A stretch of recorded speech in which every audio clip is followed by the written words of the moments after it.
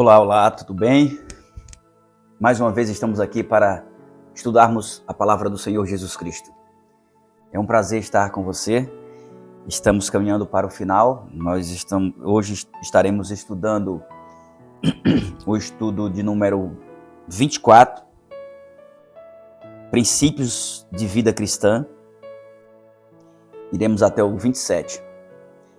E é uma grande satisfação saber que você está estudando a Bíblia. Eu lhe garanto uma coisa, o conhecimento é algo que ninguém lhe toma. É muito importante você se capacitar espiritualmente, assim como você se capacita para a sociedade, a nível profissional. Mais importante ainda é você se capacitar de forma espiritual. O conhecimento abre novos horizontes. E quando você tem o conhecimento da palavra de Deus, tenha certeza de uma coisa: você erra menos. Você vai errar? Vai. Em um momento ou outro você acaba errando, mas você é incomodado pelo Espírito Santo a reconhecer o seu erro, se arrepender e tentar acertar. Esse é o objetivo do estudo. Eu sou adventista do sétimo dia. Eu estou na igreja adventista porque estudei a Bíblia e cheguei à conclusão de que a doutrina da igreja é bíblica, não é preceitos de homens. E isso me fez tomar a decisão e me tornar membro dela. Em termos de igreja perfeita com relação à doutrina, eu creio que é. Com relação a pessoas, eu creio que não existe. Porque igreja, no quesito de pessoas, de membresia, todas são imperfeitas. Então, o que tem que ser levado em consideração aqui é a sua avaliação no quesito doutrina, ensinamentos. Aí você pode dizer assim, mas eu entendo dessa forma o texto que você leu e que você explicou. Eu sugiro que você busque outras fontes, outras interpretações, outras explicações. Não se contente com a minha e nem com a de um ou dois. Eu sou um leigo, eu não tenho um PhD em teologia, em nada. Eu só sou um servo de Deus que tento ser curioso e estudo bastante a Bíblia e alguns livros. E quero te dizer que você não vai conseguir entender a Bíblia. Esse primeiro passo, você tem que orar e pedir orientação do Espírito Santo. Não adianta você ler a Bíblia já com um olhar crítico. Não adianta você conversar com alguém já com uma concepção formada dessa pessoa, de que é uma má pessoa, com um olhar crítico dessa pessoa. Você não vai crer em nada do que ele fala. Da mesma forma é a Bíblia. Eu até quando eu estou pregando, eu costumo falar uma história, uma curta reflexão de uma mulher que dizia: vou orar. Eu vou orar para que Deus tire aquele monte da frente da minha casa, aquela montanha. E então ela se prostrou de joelhos a orar, orou. Depois, quando levantou, disse: eu sabia que não saía. Então, se é com esse pensamento de incrédulo, de ceticismo que você está estudando, só pela misericórdia de Deus é que você vai conseguir mudar. Que Deus possa abrir a tua mente, o teu coração, que você possa entender que Deus é perfeito. Talvez a sua má compreensão do texto não lhe dê confiabilidade na Bíblia. Você até duvide do que está escrito. Por questão de você não concordar com alguma aparente discrepância. Mas não tem discrepância. O que tem é má compreensão. Por isso que eu vou até iniciar agora meu ano bíblico com a Bíblia em ordem cronológica.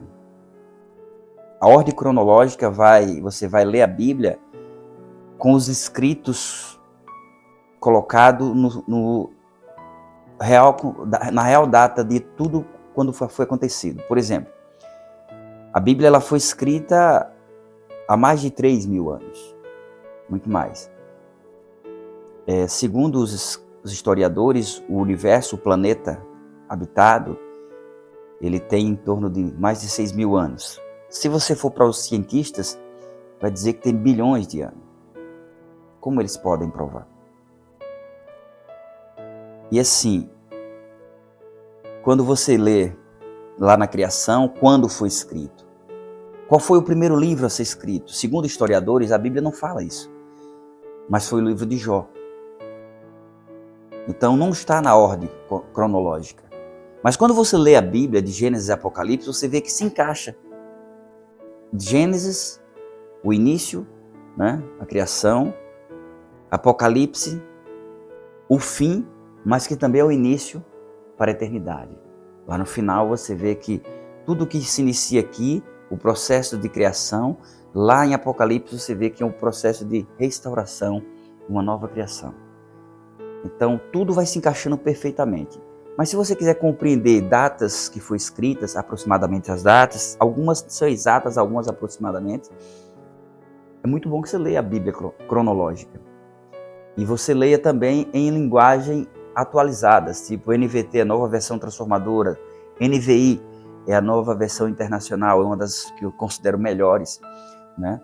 Essa linguagem Almeida revisada, Almeida revisada e atualizada também não é ruim não, é boa, mas essas outras duas que eu te falei são melhores para você compreender, ok? Aí você viu uma palavra que você não entende na Almeida, você vai lá na outra. Você pode baixar no seu celular, não precisa comprar se você não quiser. Você vai lá nos aplicativos e baixa Bíblia, linguagem de hoje, NVI, NVT, tem várias, entendeu? Várias traduções. Cuidado que tem Bíblias hoje até de pessoas homoafetivas que criaram a Bíblia do LGBT. Eu não sou homofóbico. Quer dizer, se não concordar com algumas coisas que eles fazem, então eu sou, porque eu não concordo. Eu acho que o ser humano é livre das suas escolhas, mas não querer colocar a sua ideologia à força na cabeça das pessoas, forçar que as pessoas acreditem que ele está certo. Não. Eu tenho que crer no que diz a palavra de Deus. Se tudo aquilo que vem contra a palavra de Deus vier ao meu encontro, eu discordo. Se está como assim diz o Senhor, amém. Se não está, está repreendido, em nome de Jesus. Respeito. Não tenho que concordar ou discordar, cada um é por si. Somos livres, fomos criados seres livres, tanto para escolher como para sofrer as consequências de nossas escolhas. Então, eu costumo dizer que a Bíblia é o manual da vida. Você quer viver de forma organizada? Siga as orientações de Deus. Afinal, Ele é o nosso Criador. E sem mais delongas, vamos ao nosso estudo.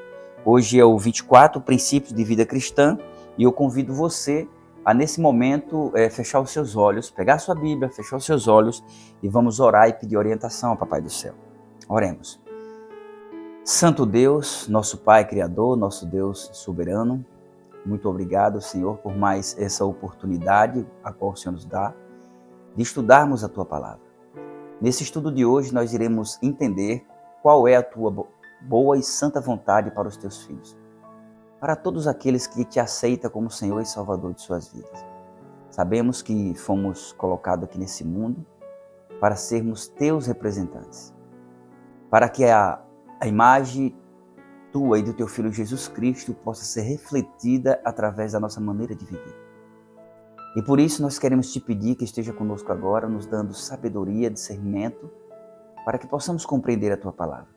E ao compreendermos, que o Senhor nos dê força para colocarmos em prática. Perdoa os nossos pecados, as nossas falhas e nos ajuda, Senhor Deus, a continuar seguindo na Tua direção. Fique conosco, nós Te convidamos e Te pedimos em nome do Senhor Jesus Cristo. Amém. Amém? Vamos lá? Vamos para a introdução do nosso estudo. O cristão é uma nova criatura. Em sua vida as coisas antigas já passaram. Eis que se fizeram novas. Segundo Coríntios 5,17. Embora esteja no mundo, não tem compromisso com interesses mundanos. É cidadão e embaixador do reino celestial. Por preceito e exemplo, deve influenciar outras pessoas, oferecendo-lhes um estilo de vida melhor. Não faz isso com extremismo, afetação ou ar de superioridade, mas porque tem Cristo no coração e espalha seu amor. A Bíblia ensina como tal experiência é vista no dia a dia do cristão. Amém? Vamos para a primeira pergunta. Pegue sua Bíblia. Que práticas frequentes contribuem para a manutenção e fortalecimento da fé e do crescimento espiritual do crente? Vamos para Evangelho de Jesus, segundo escreveu João, capítulo 5, versículo 39. 5:39. João 5:39. Aqui, João 5:39. Isso. Examinai as Escrituras, porque julgais ter nelas a vida eterna. E são elas mesmas que testificam de mim, disse Jesus. Agora vamos para Colossenses 4:2. Lá, Colossenses, vamos lá. Passamos Coríntios, aqui voltado Timóteo, Tessalonicenses, Colossenses 4:2. Perseverai na oração, vigiando com ações de graças. Certo? Agora tem mais. Hebreus 10:25. Hebreus 10:25.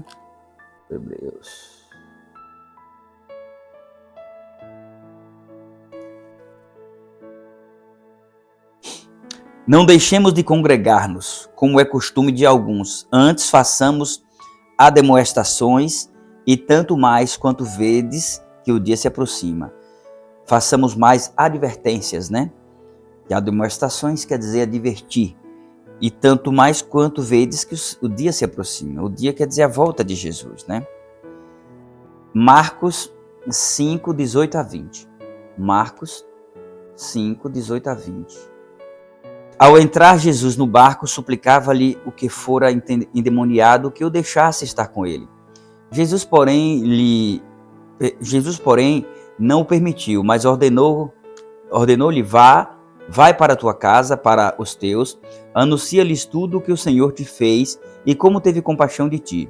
Então ele foi e começou a proclamar em Decápolis tudo o que Jesus lhe fizera, e todos se admiravam.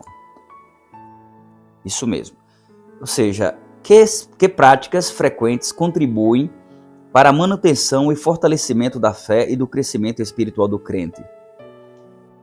Letra A, estudar a Bíblia todos os dias. Letra B, ter vida de oração. Letra C, frequentar os cultos da igreja. E letra D, pregar o Evangelho. Isso é muito importante. Estudar a Bíblia todos os dias. Aí você fala, mas eu já li a Bíblia várias vezes. A palavra de Deus, ela se renova todos os dias. Ela se encaixa para cada momento da nossa vida. Quando você menos espera, você se depara com um texto, com uma passagem, um versículo, um capítulo que fala ao seu coração. E você fala, poxa, era isso que eu precisava ouvir. Era isso mesmo. Por mais que você tenha lido a Bíblia, você não pode parar de ler. Todos os dias ela vai ter uma palavra de conforto, uma palavra de alerta para você. Vida de oração. Orar é um momento com Deus. Quando nós estamos orando, nós estamos conversando com Deus. Nós estamos abrindo os nossos corações a Deus em agradecimentos e petições. E Ele nos ouve. Porém, Ele nos responde conforme a vontade dEle e no tempo dEle. Por isso é muito importante você orar ao levantar, orar ao se alimentar. Lembre que muitas pessoas gostariam de ter o pouco que você tem e não tem. Lembre-se que muitas pessoas gostariam de ter acordado, despertados para mais um dia e não despertaram. Seja grato a Deus em tudo e expresse essa gratidão através da sua maneira de viver e, obviamente, através da comunhão diária da oração. Na oração. Quando lemos a Bíblia, Deus fala conosco. Quando oramos, falamos com Deus. É fato isso. Sabemos que para manter uma amizade frutífera, próspera e bem relacionada, nós temos que nos comunicar com os nossos amigos. Hoje, com as redes sociais nas mãos, a gente até se afasta um pouco dos amigos fisicamente, porque a rede social ela tem nos aproximado visualmente, né, online, mas tem nos afastado fisicamente. É um perigo isso. Mas mesmo que seja pelo celular, não omita-se de dar um bom dia, uma boa noite, uma boa tarde, desejar uma boa sorte. Comunique-se. Da mesma forma, é você e Deus. Eu e você necessitamos da presença de Deus, assim como necessitamos do ar que respiramos. Porque sem o ar que respiramos não tem vida. E Deus também é o ar que respiramos, porque Ele é o Senhor da vida. Ok? Frequentar os cultos da igreja. Confesso que às vezes dá vontade de não ir para a igreja. Às vezes nos aborrecemos com os irmãos, às vezes ficamos chateados, vai um pregador que fala algumas asneiras e a gente fica irritado, vai para a igreja para ouvir uma mensagem de conforto, de paz, de esperança. Chegamos lá a ver, às vezes, um pregador só falando mal de pastor, falando mal de irmão, falando mal de pessoas de outra denominação, coisas que a gente não concorda, mas fazer o quê? O ser humano, ele não é um robô, ele é livre para falar e fazer o que ele quer, sabendo que traz consequências, mas fazer o quê? Quem somos nós para julgar? Então, quando você for à igreja e você não gostar do sermão, você eleva o teu pensamento a Deus e diz: Senhor, tira de mim o olhar crítico e que eu possa tirar, mesmo de tantas palavras que eu não concordo, que eu possa tirar alguma coisa que preste, alguma coisa que seja útil para a minha vida. Sabendo que nós sabemos que aprendemos até com os erros dos outros. Então, quando você vê que tem alguém falando algo que não é correto, você está entendendo que você também não pode falar, né? Então, guarde para você, não saia futricando, fuxicando, falando com um e com o outro, porque senão tudo aquilo que você achou errado, você passará a ser o primeiro errado. Então, quebranta o teu coração, vai para a igreja sim, ignora os olhares condenatórios, os olhares de inveja que tem, as más línguas, e conecta-se com Deus, tá bom? A sua presença na igreja fortalece aqueles que estão com a fé abalada. Eu, falo a verdade, esses dias eu estou até um pouco assim, desanimado, e eu, mesmo pregando que nós temos que ir para a igreja, eu também sou carne, é uma luta constante, às vezes eu me ausento um pouco, mas Deus está no comando, e logo, logo Ele vai sarar as feridas do meu coração e me fazer entender que eu preciso estar em comunhão com os meus irmãos. Mesmo não concordando com a atitude de alguns, eu preciso estar próximo. Não preciso ser conivente com o erro, mas eu preciso ir ao encontro do erro, sempre apresentando a verdade. Lembrando que eu não sou o dono da verdade, o dono da verdade é Deus. Pregar o evangelho. Aí você diz: mas eu não sei pregar. Não tem problema. Só a maneira de você viver diante da sociedade, primeiramente em casa. Se você aceitou Jesus e você ainda não mudou a sua maneira de falar com sua esposa, de falar com seus filhos, de tratar as pessoas que estão mais próximas de você, as pessoas não perceberam ainda essa mudança em você, eu quero dizer para você uma coisa: você ainda não está convertido. Você precisa se converter. Você precisa ter uma vida de cristão e de cristã. Você precisa respeitar o espaço dos outros, você precisa ouvir para poder falar, você precisa aprender a perdoar. É difícil, mas se você colocar em prática, você vai ver que compensa. Vale a pena ser mais paciente, ser mais compreensivo, ser mais amoroso. Enfim, colocar em prática aquilo que a Bíblia ensina. Então, quando você começa a exercitar essas práticas em casa, você passa para o vizinho, para o outro, chega no trabalho, na escola, na rua, onde você for, você está pregando através da sua maneira de viver. Se você não é um pregador, você viva como assim diz o Senhor. Isso já é uma pregação.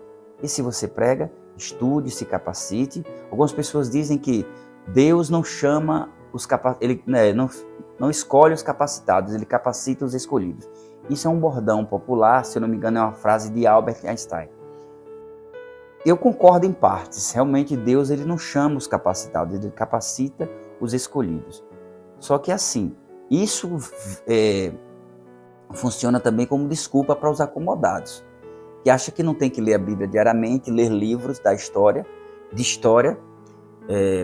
extra-bíblico para poder ter conhecimento, ir para dicionários para descobrir o significado das palavras, enfim, acha que simplesmente o Espírito Santo vai capacitá-los. Aí você vai dizer assim: mas os discípulos não eram capacitados. Sim, só que eles tinham o melhor professor do mundo ao lado deles. Eles tinham Jesus Cristo ao lado deles. E por 3 anos e meio eles aprenderam com o mestre. E depois que eles aprenderam, obras grandes foram feitas. Aí se você pegar entre esses discípulos, quem mais se destacou na Bíblia, na história? O apóstolo Paulo. Porque ele era bem capacitado e ele usou essa capacitação, esse seu conhecimento, agora em prol do Evangelho. Então, quanto mais você se capacita, mais o Espírito vai te usar. Tá bom? Então, você quer ser um evangelista, um pregador? Comece pela sua maneira de viver. Capacite-se e peça orientação ao Espírito Santo, tudo para a honra e glória do Senhor, não para elogios, porque, olha o que eu vou te falar, eu prego há uns 6, 7 anos, que eu já prego, não posso me dizer que sou bom, até porque se eu falar isso eu estou sendo prepotente. Deus sabe todas as coisas, nem sempre eu agrado as pessoas, acho que na maioria das vezes eu não agrado, mas uma coisa eu te digo, todas as vezes que eu vou pregar eu sinto aquele friozinho na barriga, aquela insegurança. Eu já orei a Deus e perguntei, por que, Senhor? E eu ouvi no meu subconsciente, eu creio que é o Espírito Santo me falando, essa insegurança tua vai perdurar por toda a tua vida, porque você deve ser eternamente dependente de mim. E é isso que eu entendo. Eu não posso estar 100% seguro de mim. Eu preciso de Deus para me dar segurança. Ok? Hoje o primeiro ponto foi um pouco demorado, a introdução, mas nós vamos adiantar aqui, tá bom? Vamos lá. A segunda pergunta. Como devemos viver as horas do sábado? Isaías 58, 13. Isaías 58, 13. Ok. 58, 13. Se desviares o pé de profanar o sábado e de cuidar dos teus próprios interesses no meu santo dia, se chamares ao sábado deleitoso e santo dia do Senhor, digno de honra e honrares, não seguindo os teus caminhos, não pretendendo fazer a tua própria vontade, nem falando palavras vãs. E o 14 também. Então te deleitarás no Senhor, eu te farei cavalgar sobre os altos da terra e te sustentarei com a herança de Jacó teu pai, porque a boca do Senhor disse. Amém? Que maravilha. Lucas 4, 16, 31. Lucas 4, 16, 31.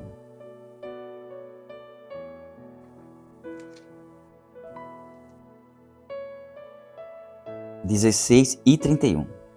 Indo para Nazaré, onde fora criado, entrou no sábado na sinagoga, segundo o seu costume, levantou-se para ler. Aqui foi Jesus, viu? E desceu a Cafarnaum, cidade da Galileia, e os ensinava no sábado. Ou seja, como devemos viver as horas do sábado? Adorando a Deus e servindo o nosso próximo. Como eu já comentei em estudos anteriores, algumas pessoas acham que adorar a Deus no sábado é ficar trancado dentro de casa, só ir para a igreja, chegar e se trancar dentro de casa e ficar só orando e jejuando. Não, gente, não é assim não. Deleitoso quer dizer agradável. Você precisa viver o sábado como um dia especial. A partir das últimas horas da sexta-feira, do pôr do sol, você tem que levar o seu pensamento a Deus e lembrar que naquele momento o Criador do universo já estava na sepultura, descansando. E foi até o pôr do sol do sábado. E tudo isso para que possamos viver. E nesse dia de sábado nós devemos ir à igreja, devemos fazer alguma coisa para ajudar as pessoas, se possível visitar as pessoas em hospitais, em casa, as pessoas doentes. Levar uma oração para as pessoas, uma palavra de conforto. Descanse sim, almoce, tire sua madorna, mas depois bote para despertar o celular e acorde e vá fazer uma atividade missionária. É isso que nós devemos fazer do sábado, o dia deleitoso no Senhor. E nós não temos como dizer que adoramos a Deus, que amamos a Deus, se não estivermos em plena comunhão com o nosso irmão. Tá bom? Então, o exemplo de Cristo nos ensina que o sábado não é um dia de não fazer nada, mas um dia de adoração, comunhão e serviço desinteressado aos semelhantes. Os limites do sábado vão desde o pôr do sol de sexta-feira ao pôr do sol do sábado. Nesse período, as atividades materiais dão lugar às espirituais. Como devem os membros da igreja se comportar em relação a seus irmãos? Efésios 4, 25. Efésios 4, 25.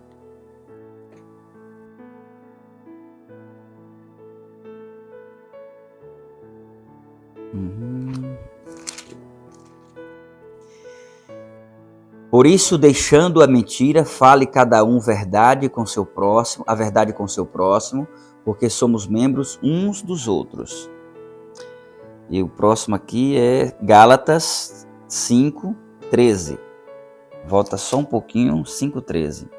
Porque vós, irmãos, fostes chamados à liberdade, Porém, não useis da liberdade para dar ocasião à carne. Sede antes servos uns dos outros, pelo amor. Tem mais aqui ainda. Gálatas também, 6, 1 e depois o 10. Irmãos, se alguém for surpreendido em alguma falta, vós que sois espirituais, corrige-o com espírito de brandura, e guarda-te para que não sejas também tentado. Por isso, o 10, enquanto tivermos oportunidade, façamos o bem a todos, mas principalmente aos da família da fé. Ou seja, a pergunta foi: como devem os membros da igreja se comportar em relação aos seus irmãos? Falar a verdade, sim. Servir uns aos outros, sim. E fazer o bem, sim. Às vezes eu tenho visto, e você também, irmãos que vão para a igreja, não é generalizando, alguns, né? Acontece isso. E em vez de focar no louvor ou na mensagem, fica olhando para ver a roupa que a irmã está vestida, o sapato, a bolsa. Se usou um esmalte colorido, se botou um batom colorido na boca, se cortou o cabelo curto demais, se está com uma roupa que ela acha indecente, e aí já catuca a outra, desconsagra a si e a outra para falar, ou então vai lá para fora para futricar, fuxicar. Gente, isso é um absurdo. Se você ama o seu irmão e você não é juiz, mas se você vê que tem alguma coisa escandalosa na sua irmã ou no seu irmão, chame de parte, irmão, se você tem amizade com ela. Se é assim, no meu modo de pensar, isso assim não tá legal, nós somos semelhança de Deus e nós precisamos viver como tal. Seria muito bom que você estudasse sobre isso para ver se precisa melhorar em alguma coisa. Com amor e com carinho. Porque a crítica, ela deve ser uma crítica construtiva. O que é uma crítica construtiva? Funciona assim, você vai falar para a pessoa com o intuito de acolher, de ajudar, não de apontar e espalhar. É para juntar, é para unir, não para espalhar. Então, se a sua intenção de falar, de chamar a atenção de alguém em alguma coisa, de dar uma mensagem de alerta, que esse objetivo venha a ser unicamente para salvar e não para amaldiçoar o teu irmão. Tá bom? Pense bem nisso aí. Vamos à pergunta de número 4. Que princípios a Bíblia estabelece para o vestuário feminino? 1 Pedro 3, 3, 4. 1 Pedro 3, 3 a 4. Não seja o adorno da esposa o que é exterior, como frisado de cabelos, adereços de ouro, aparato de vestuário. Seja, porém, o homem interior do coração, unido ao incorruptível trajo de um espírito manso e tranquilo, que é de grande valor diante de Deus. Aí também tem aqui 1 Timóteo 2,9. 1 Timóteo 2,9. Nós vamos comentar um pouco sobre isso aqui, viu? 2,9. Da mesma sorte, ou seja, da mesma maneira que as mulheres em traje decente se ataviem com modéstia e bom senso, não com cabeleira frisada e com ouro ou pérolas ou vestuário dispendiosos. Essas orientações a Igreja Adventista tenta seguir, orientando as mulheres que elas devem se vestir de forma decente. Hoje a Igreja Adventista ela está funcionando mais por questão de região. Na verdade, sempre foi assim.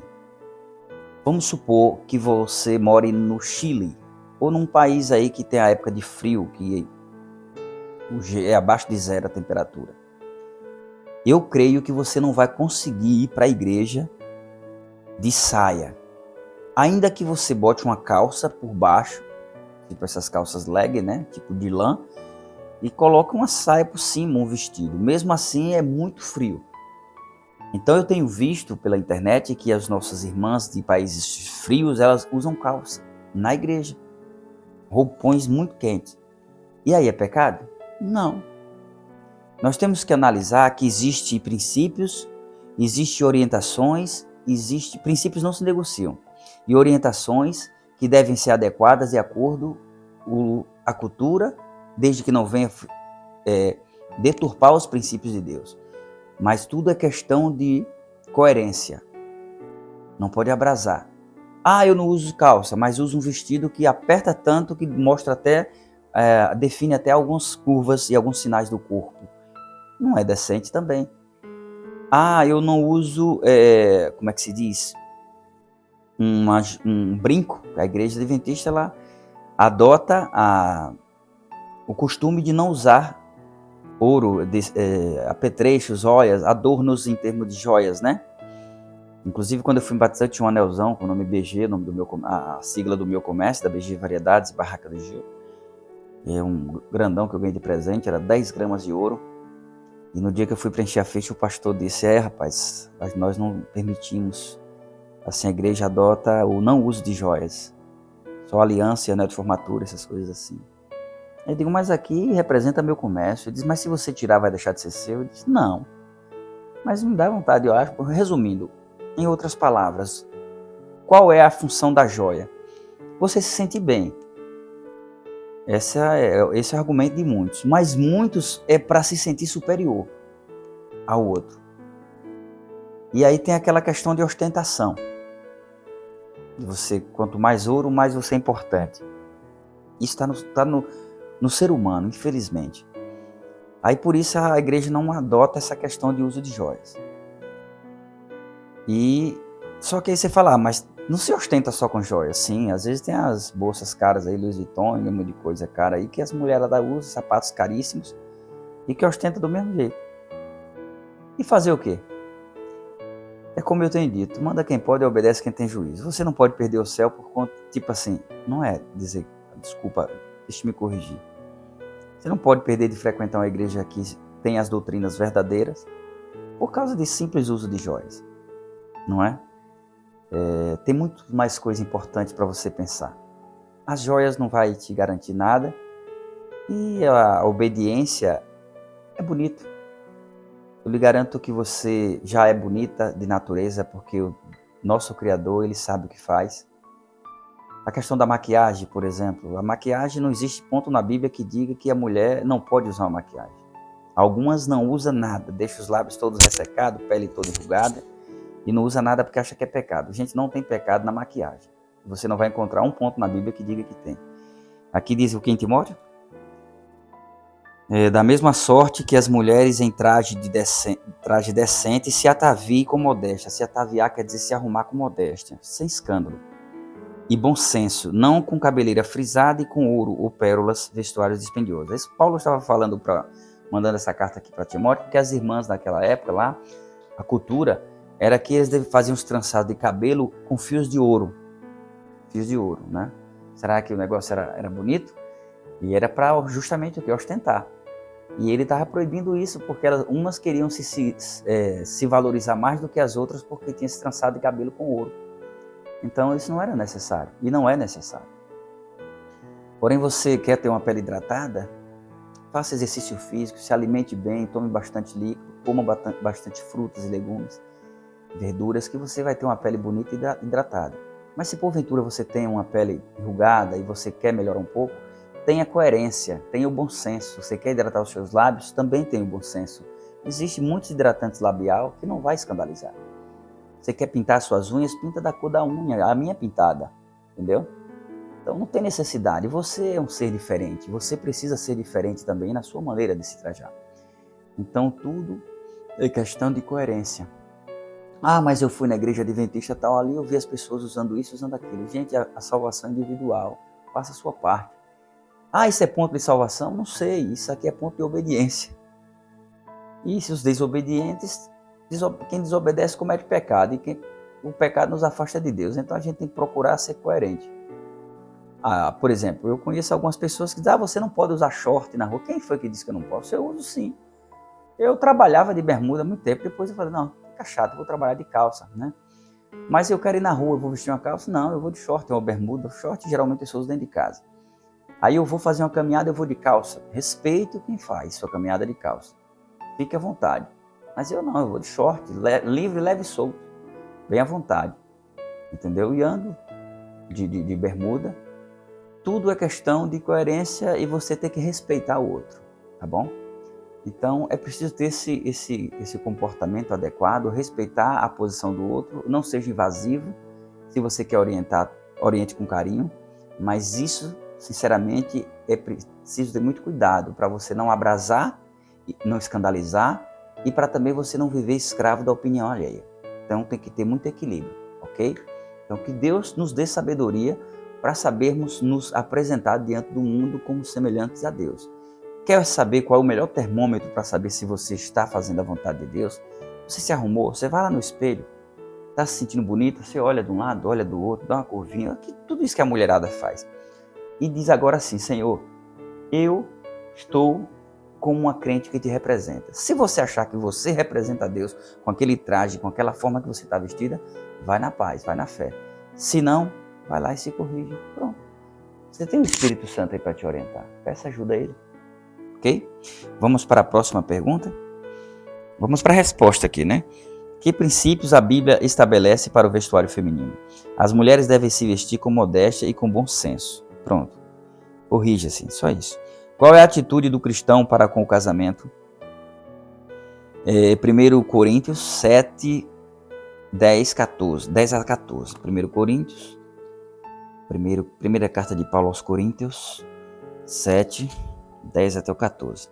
Ora, aos casados ordeno não eu, mas o Senhor, que a mulher não se separe do marido. Se porém ela vier a separar-se, que não se case ou que se reconcilie com seu marido. E que o marido não se aparte de sua mulher. Aos mais digo eu, não o Senhor. Se algum irmão tem mulher incrédula e esta consente em morar com ele, não a abandone. E a mulher que tem marido incrédulo e este consente em viver com ela, não deixe o marido. Porque o marido incrédulo é santificado no convívio da esposa, e a esposa incrédula é santificada no convívio do marido crente. De outra sorte ou de outra maneira, os vossos filhos seriam impuros, porém agora são santos. Oh, glória. Amém. Isso é muito bom. Tá bom? Agora vamos para Mateus 18, 8 e 9. Mateus 18, 8 e 9.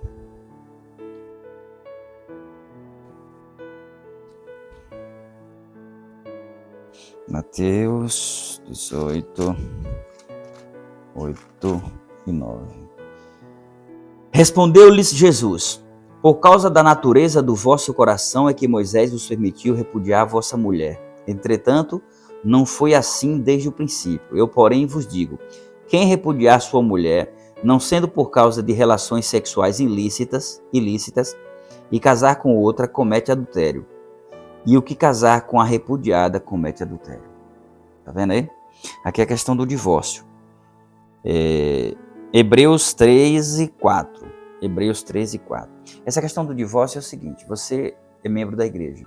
Aí houve um caso de adultério. O marido adulterou e a esposa se separou dele, ou ele se separou dela. Ele adulterou. Pronto, aí pode divorciar e casar de novo. Houve uma separação porque os dois não estão se entendendo mais. Sei lá, existem vários motivos. Até que um ou outro não se relacione com alguém, esses não podem ser rebatizados. Ou melhor, perdão, deixa eu me corrigir aqui. Os dois se separaram. Não precisam ser removidos da igreja. Pode continuar em suas atividades normal. Porém, separou e abrasou, adulterou.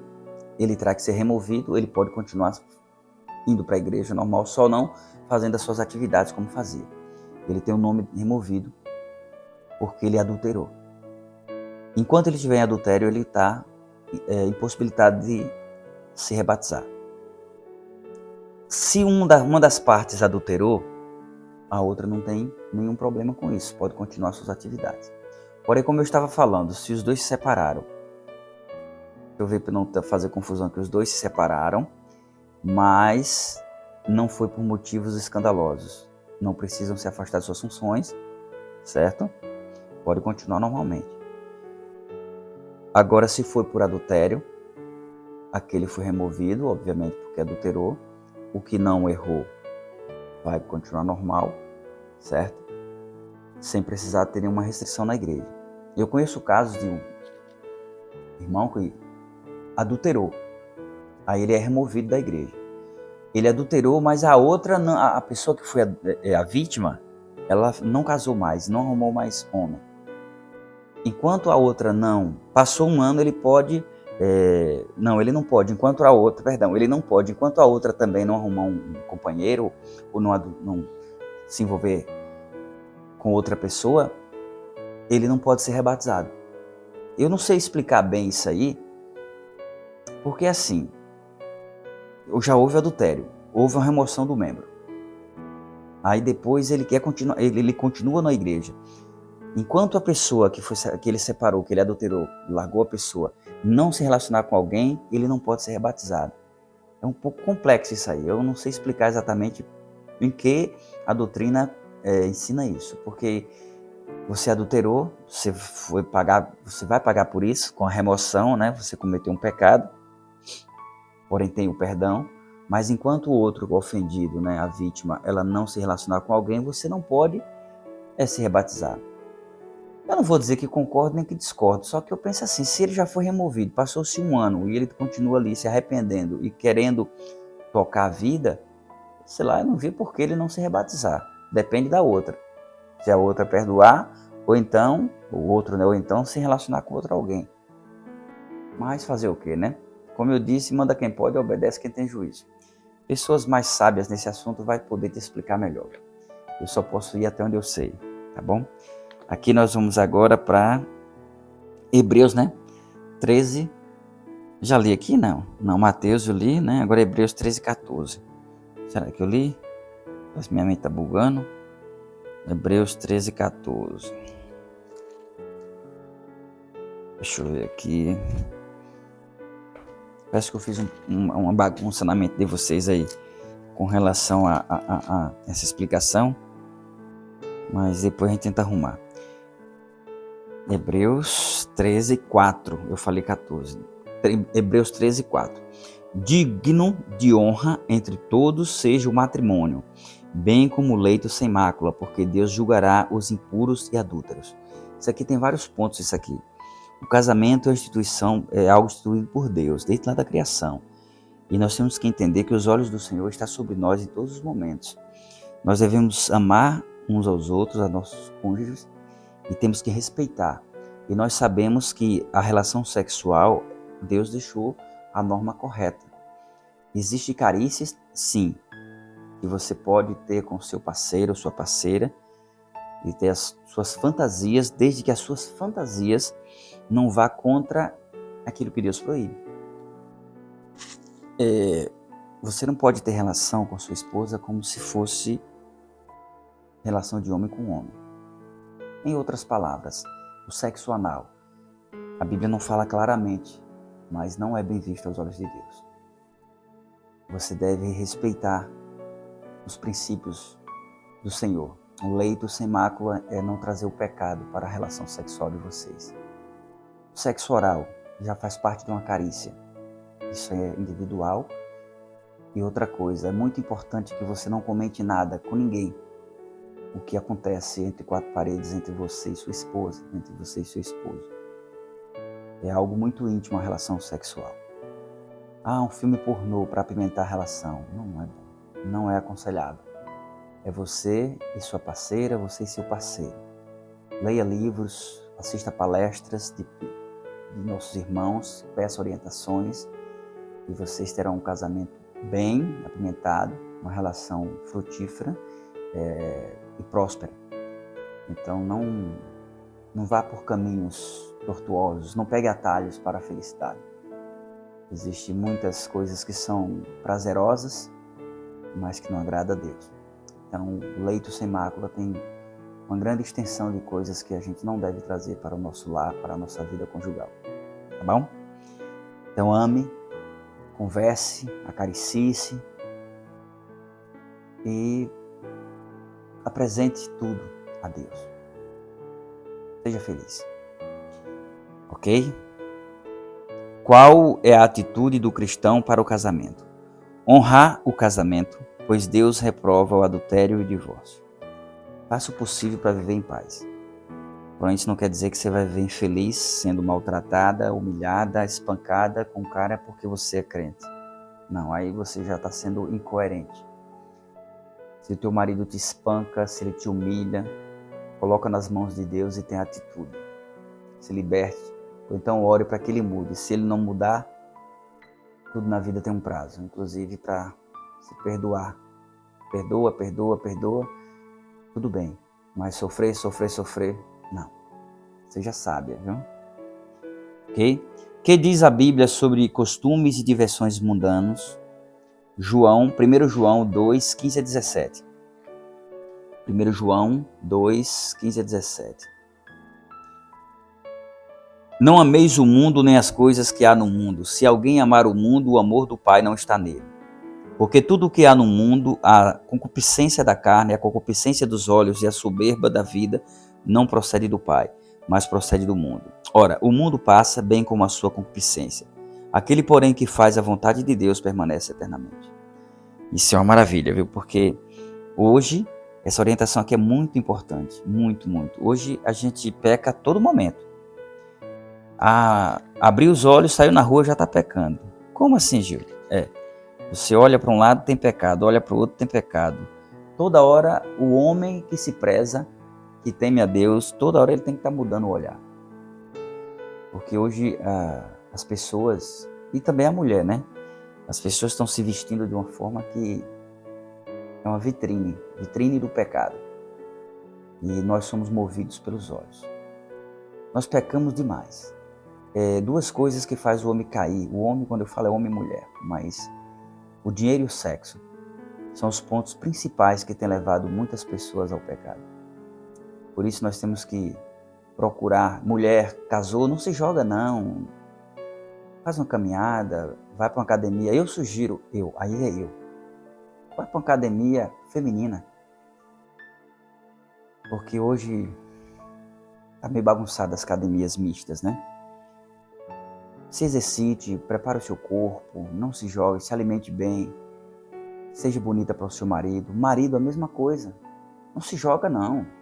Quando você tiver força, vigor para poder se exercitar, se cuidar, se cuide para sua esposa, para que o inimigo não lhe tente lá fora. Esposa, para que também o inimigo não lhe tente lá fora.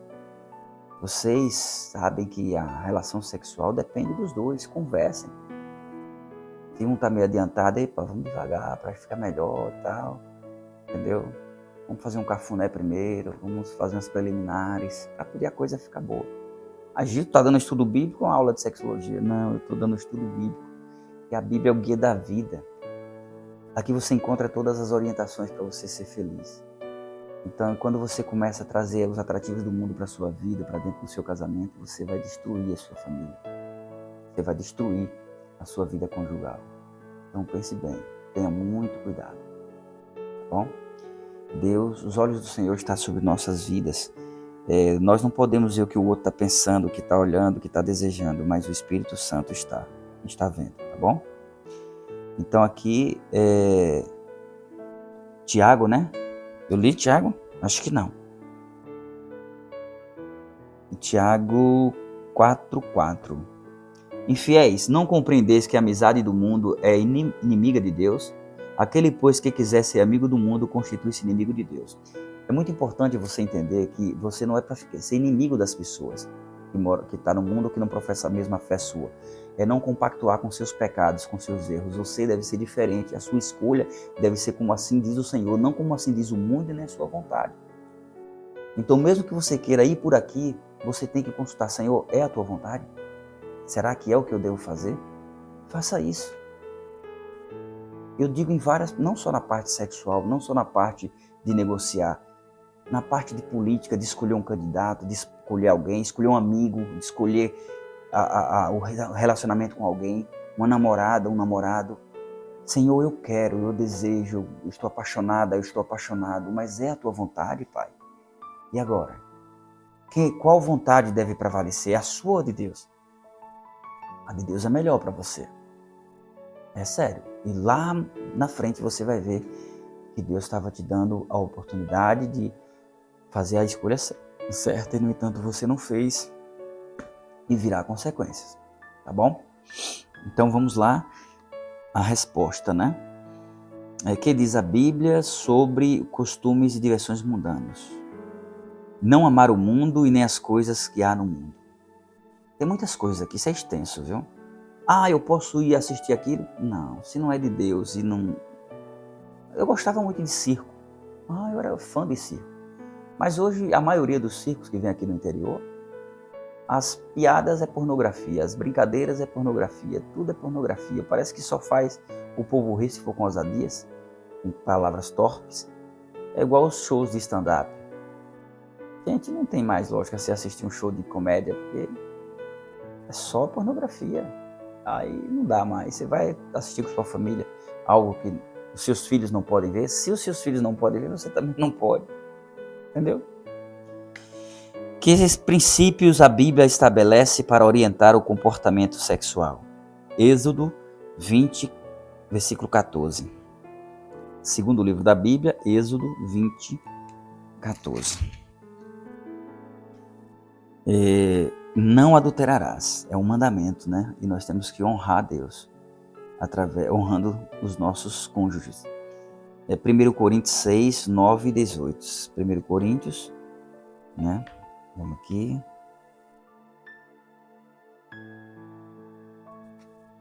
6, 9, depois o 18. Ou não sabeis que os injustos não herdarão o reino de Deus? Não vos enganeis, nem impuros, nem idólatras, nem adúlteros, nem efeminados, nem sodomitas.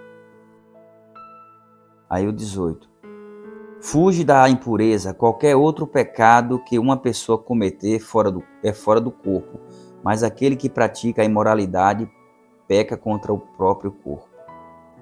Sodomitas. Quem é sodomitas? Lembra de Sodoma e Gomorra? Sodoma e Gomorra, a promiscuidade tomou conta da cidade, das duas cidades. Sexo com pessoas do mesmo, relações sexuais com pessoas do mesmo sexo, pai com filhas e filhos, irmãos com irmãos, era o sodomismo também, relações de homem com homem, o sexo anal, tudo que você pensa era livre, leve, solto para tudo. Era uma verdadeira libertinagem e orgia. Você vê que quando Ló foi visitado pelos anjos para poder sair da cidade, os anjos tentaram fazer o quê? Ou melhor, os homens daquela cidade tentaram arrombar a casa de Ló para fazer o quê? Para estuprar os anjos. Viu a que ponto chegou a liberdade, a libertinagem sexual? E isso Deus abomina. Tanto abomina que destruiu aquelas cidades. Ontem foi a renite, hoje é a tosse. Então, nós vimos aqui que princípios a Bíblia estabelece para orientar o comportamento sexual. Casados, não adulterar. Solteiros, manter-se puros. Não cometer ralidade. Não fornicar. O que é fornicar? Sexo antes do casamento. Antigamente você via... Eu acho que falo antigamente porque hoje, infelizmente, está pouco. As pessoas namoravam 1 ano, 2, até mais, doido para ter uma relação sexual, mas não, normalmente é um beijinho. Hoje a gente tem visto aí as namoradas indo dormir com o namorado no quarto, na casa do namorado. O pai está num quarto e eles estão transando, tendo relações sexuais no outro quarto. E o pior, que é a mesma coisa também. O namorado vai para a casa da namorada e os pais permitem eles dormirem juntos, namorando. Passou-se uns dias, aquele namoro não deu certo, pronto, já troca de namorado, daqui a pouco já é outro. Gente, que é isso? Essa pessoa, esse casal, eles vão querer compromisso para casar com uma pessoa, respeitar essas pessoas, um ao outro e ter uma família? Se no namoro já tem relações sexuais, já fazem tudo, sem um compromisso de matrimônio, isso não agrada a Deus. Isso é um câncer na sociedade. Eu tenho 2 filhos e as pessoas falam, tu vai ver, eu não vou ver não. Eu não vou ver não, sabe por quê? Porque eu jamais vou permitir que o meu filho durma na casa da namorada dele antes dele casar. Aliás, se ele quer dormir com a mulher dele, ele trabalhe, aluga uma casa ou compra uma casa, case e vá dormir com ela. Sinceramente, eu estou falando isso enquanto eu puder controlá-lo. Mas na minha casa, enquanto eu viver, aí já é na minha casa. Na casa do pai da moça eu já não posso fazer isso. garantir isso. Porque por mais que eu proíba ele, se ele fizer, eu não vou lá arrancar ele da cama dela. Mas eu lhe digo, na minha casa, no meu teto, ele não vai dormir com a namorada. Ele pode ter 20 ou 30 anos. E pode, se ela se tornar esposa dele, se casar, e ele não tiver uma casa para morar, aí é diferente. Mas sem casar? Não, meu filho. Não. Respeito acima de tudo. Princípios não têm prazo de validade. Para mim, não. Bom? Não sou melhor do que ninguém. Mas a minha parte eu faço, e faço do meu jeito. E o meu jeito é como assim diz o Senhor, não como assim diz o mundo. Qual deve ser o comportamento cristão em relação às autoridades? Romanos 13, de 1 a 4. Em relação às autoridades. Romanos 13, de 1 a 4.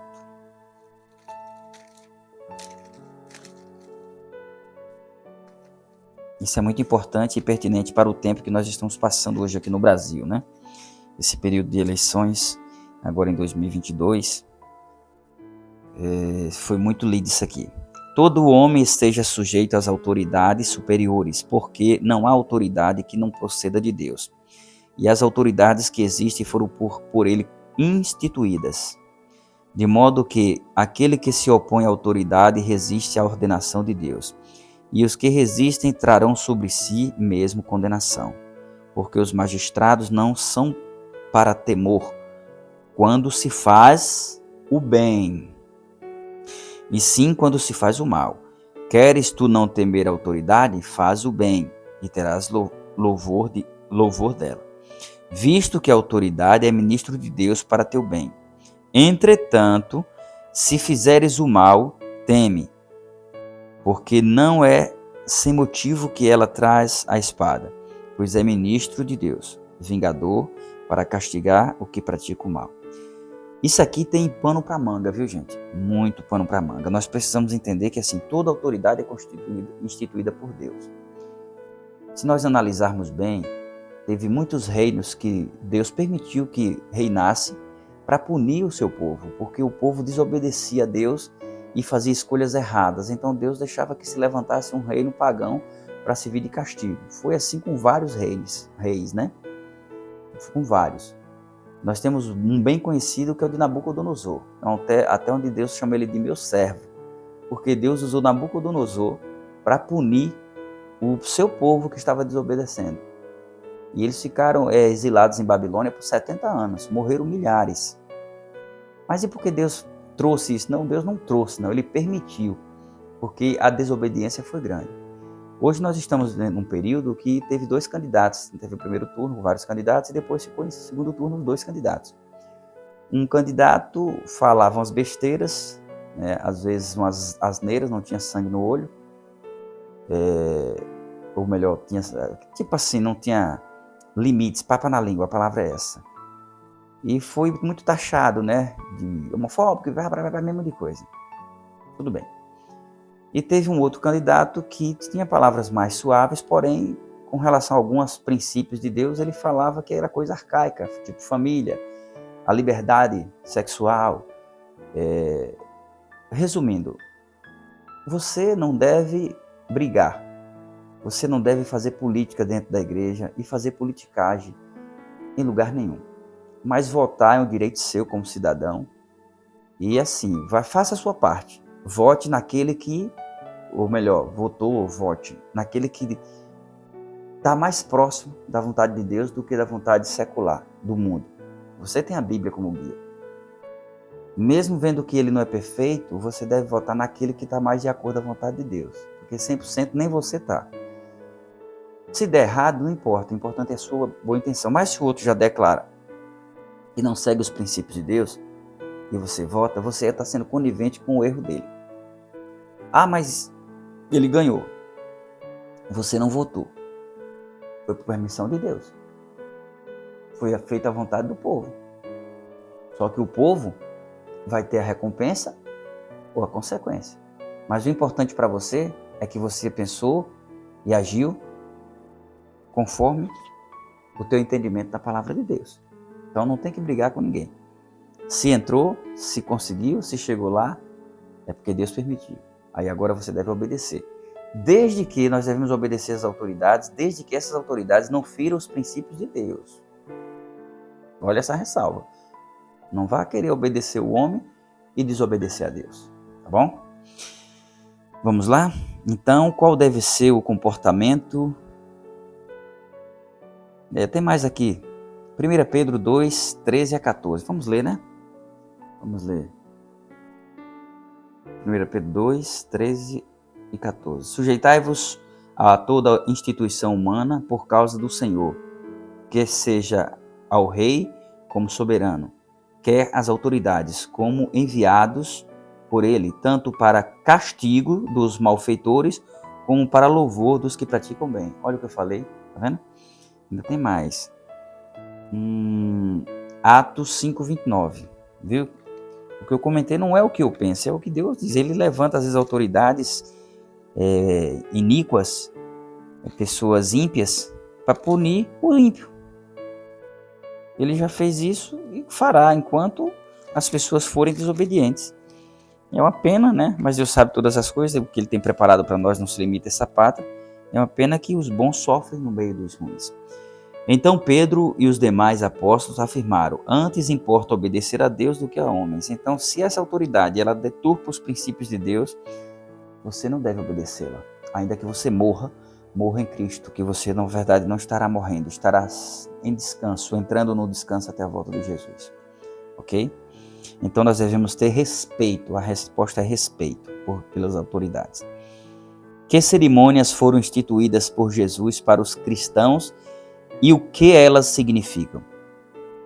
João 13, 4 e 5. E depois o 15. João 13, 4. É João 13? Deixa-me ver. João. Cadê? João 13, 4, 5. Depois o 15. 13, 4. Levantou-se da ceia, tirou a vestimenta de cima e, tomando uma toalha, cingiu-se com ela. Depois deitou água na bacia e passou a lavar os pés aos discípulos e a enxugá-los com a toalha com que estava cingido. Agora o 15. Porque eu vos dei o exemplo para que, como eu vos fiz, façais vós também. Agora, vou ver, 1 Coríntios 11, 23 até o 28. 1 Coríntios 11.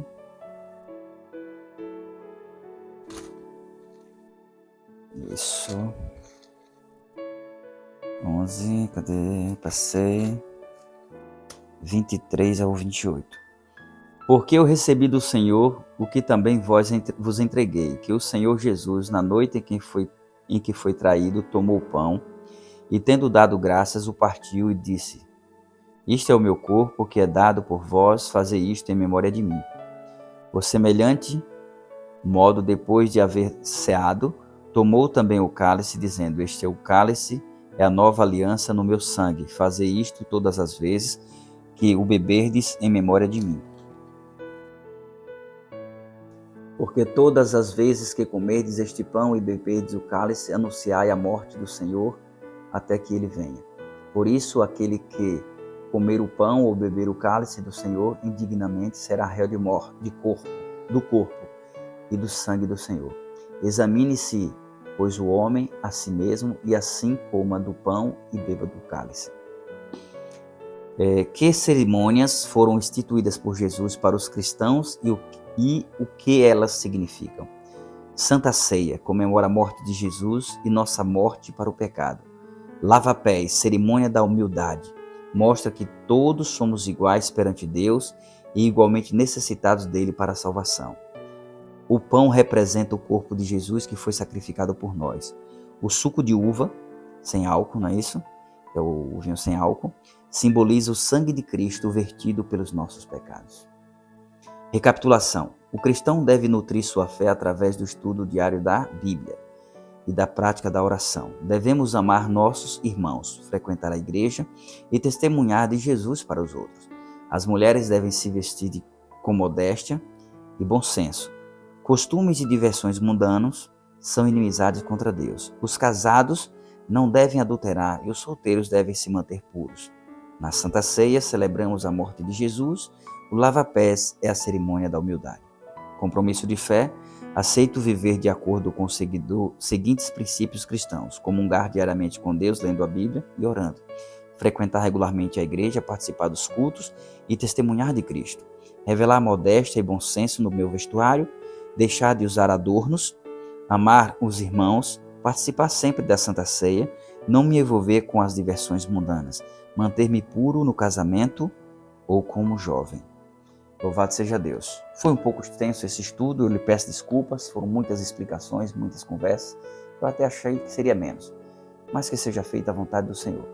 Nesse momento vamos orar e agradecer ao Senhor por esse estudo, tá bom? Poxa, mais de 1 hora de estudo, desculpa, tá? Oremos. Santo Deus, nosso Pai, Criador e Mantenedor, eu quero te agradecer por esse estudo e te pedir, Senhor Deus, que o Senhor esteja no comando da vida de cada um que aqui estudou a Bíblia conosco. Por favor, que possamos pôr em prática os teus ensinos, as tuas instruções e que possamos ser verdadeiros adoradores. Fica conosco, nos capacita para o céu. É o que te pedimos e desde já te agradecemos, em nome de Jesus. Amém.